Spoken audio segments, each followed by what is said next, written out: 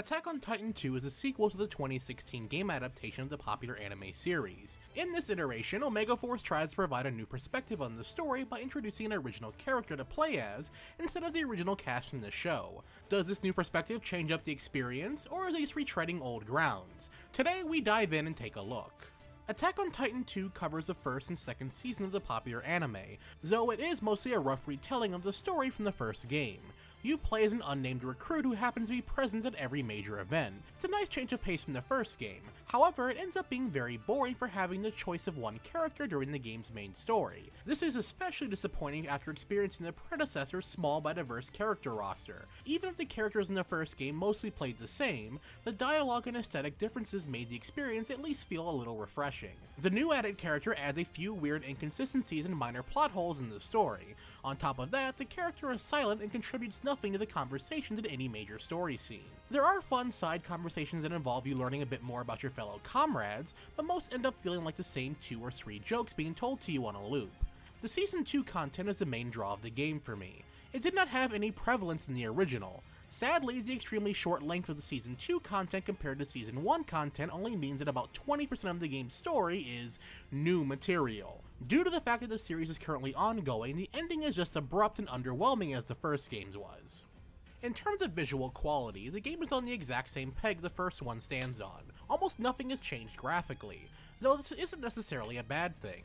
The game's menus have a nice aesthetic in tune with the world the characters live in, and the motion blur was used surprisingly well. The character models are great and remain true to the show as one would hope.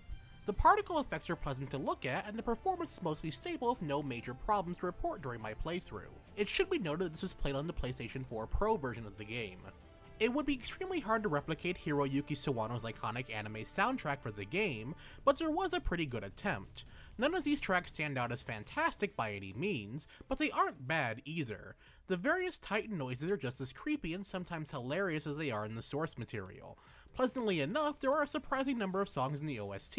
It's a very average soundtrack overall, but an enjoyable one nonetheless.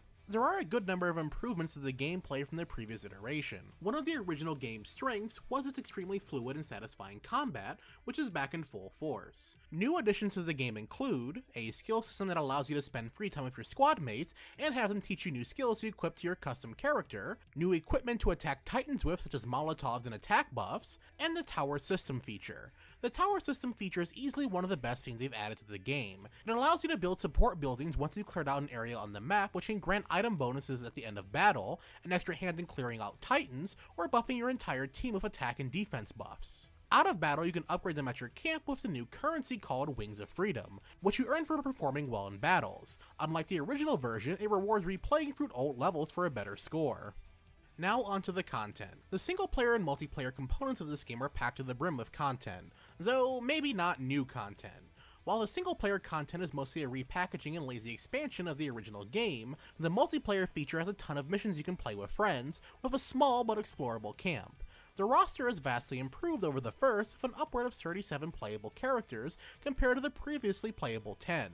Though they weren't in the game at launch, a few fun versus modes that allow you to play as Titans were added free of charge. The main game story will take you anywhere from 10 to 12 hours, and the multiplayer can take upwards of another 10 hours depending on what difficulty you decide to tackle. There are a few post-completion game modes, but they're mostly New Game Plus or just higher difficulty modifiers.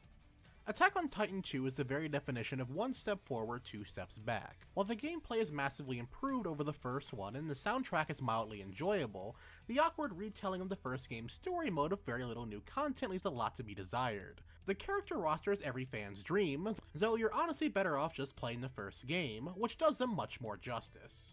And that does it for our review. To see the written review, be sure to check out our website, gaminggamma.com. A link to the site will be down in the description bar below. If you have any comments or questions, feel free to leave them down in the comments section. I would love to hear from you. And if this is your first time checking out my channel via this review, hey, be sure to stick around and subscribe for future reviews, let's plays, commentaries, and more. And as always everyone, thanks for watching.